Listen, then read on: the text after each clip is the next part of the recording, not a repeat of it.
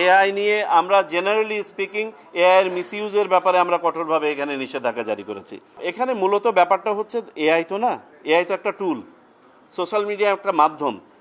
প্রবলেমটা হচ্ছে miss information, disinformation, ম্যাল information. এইটা হচ্ছে প্রবলেম।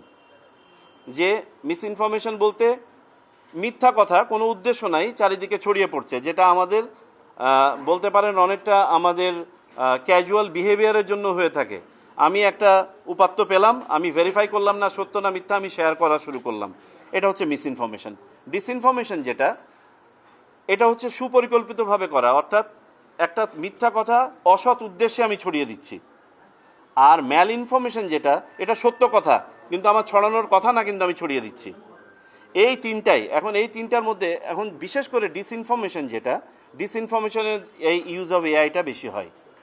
মনে করেন একজন ব্যক্তির ভয়েসকে ক্লোন করে একটা কিছু করলো, বা একটা ভিডিও তৈরি করলো, বা যে কোনো কন্টেন্ট, অডিও ভিজুয়াল কন্টেন্ট তৈরি করলো যেটা সত্য নয়, এবং যেটা নির্বাচনী প্রক্রিয়াকে বলেন, ইলেকশন ইন্টিগ্রিটি বলেন, প্রতিপক্ষ আপনার প্রার্থীকে বলেন বা দলকে বলেন, হেয় করার উদ্দেশ্যে এটা করা হয়ে থাকে।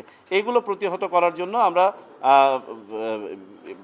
আচরণবিধিতে ইনক্লুড করেছি।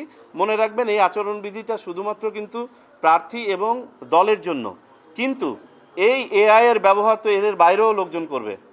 অনেক এন্টিটি আছে যারা এটা করবে, শুধু তো রাজনৈতিক দল আর প্রার্থীরা করবে না, দেশ থেকে করবে, দেশের বাইরে থেকে করবে।